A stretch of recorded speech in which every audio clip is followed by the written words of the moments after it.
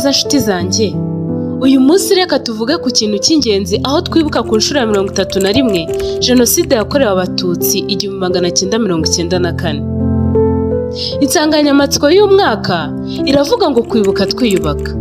Niyo mpamvu uyu munsi nashakaga kubasangiza uko kwiyubaka bifitanye isano n'ubuzima bwacu bwa buri munsi ndetse no gukira imbere n'inyuma. Kwiyubaka si ukubaka amazu gusa cyangwa ibikorwa bifatika. Ni no kongera kwita ku mubiri wacu, kugira ubuzima bwiza, kurya neza, kwirinda imihangayiko ihoraho no gufasha abandi kugira icyizere cy'ejo hazaza. Koko rero, roho nzima igomba gutura mu mubiri muzima.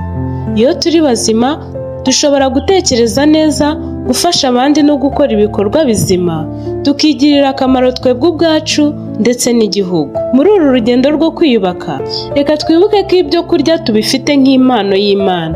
Ibyo kurya nk'imbuto, imboga n'ibinyampeke ndetse n'ibindi, ni bimwe mu bidufasha kubaka ubuzima buzira umuze. Ntabwo dushobora kwiyubaka mu gihe umubiri wacu urwaye. Niyo mpamvu twabateguriye iki kiganiro kugira ngo twibuke ko nubwo twibuka abacu, tugomba no kuzirikana ko kwita ku buzima bwacu no kubaho nta muze dufite ari kimwe muri byinshi twakora mu kubasubiza agaciro bambuwe. Nshuti yanjye, ubwonko n'umutima nibyo bidufasha gukomeza kubaho, gutekereza, gukunda ndetse no kubabarira. Kugira ngo bikomeze gukora neza rero, dukeneye kurya neza kandi tukarya ibyo kurya bifite intungamubiri umubiri wacu ukeneye. Dore bimwe mu biribwa byagufasha gutuza muri ibi bihe bitoroshye turimo byo kwibuka. Ibi byo kurya bishobora gufasha ubwonko bwawe gutuza ndetse ugatekereza neza. Icyo kurya cya mbere ni avoka. Avoka irimo ibinure byiza cyane bifasha mu mikorere y'ubwonko ndetse no gutuma imitsi ijyana amaraso mu bwonko ikora neza. Ikirenze kuri ibyo kandi, avoka irimo potasiyumu ifasha kugabanya umuvuduko w'amaraso, igafasha umutima gukora neza ndetse ikanarinda umunaniro ukabije. Ikindi cyo kurya cya kabiri ni shokora y'umukara. Iyi shokora y'umukara ituma umubiri urekura serotonin ndetse na endorphine, izo zikaba hormone z'ibyishimo. Izo hormone zikaba zifasha umubiri mu kukurinda agahinda gakabije cyangwa guhangayika. Icyo kurya cya gatatu ni ugukoresha amavuta y'umwimerere, urugero nka olive oil. Aya mavuta agira uruhare rukomeye mu gutuma imiyoboro ijyana amaraso ku bwonko ikora neza, bigatuma wiyumva neza. Ntabwo kandi twakwirengagiza ko ano mavuta afasha mu kugabanya ibinure bibi mu mubiri.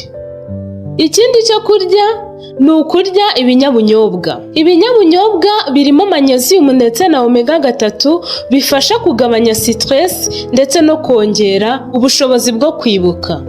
Bino binyabunyobwa kandi byongera imbaraga, bigatuma umuntu yiyumva neza cyane cyane mu gihe cy'agahinda cyangwa mu gihe cy'umubabaro. Ikindi cyo kurya cyagufasha gutuza ndetse no gutekereza neza ni ukurya amagi. Amagi arimo choline, ikinyabutabire gifasha mu mikorere ya selile z'ubwonko ndetse no mu gukora imisemburo ituma umuntu atuza.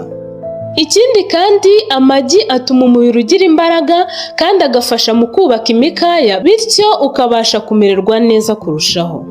Nshuti yanjye, ni iby'agaciro kwita ku buzima bwacu, twita no ku mirire yacu myiza nka kimwe mu bidufasha gukomeza kubaho.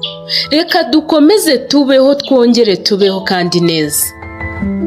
Niba wakunze iki kiganiro, ukande kuri subscribe no kukazogera kugira ngo dukomezanye uru rugendo rwo guharanira imibereho myiza yacu binyuze mu byo kurya by'umwimerere. Ugize ikibazo cyangwa igitekerezo, utwandikire muri comment. Murakoze, mukomeze kugira ibihe byiza, ndabakunda. Twibuke twiyubaka.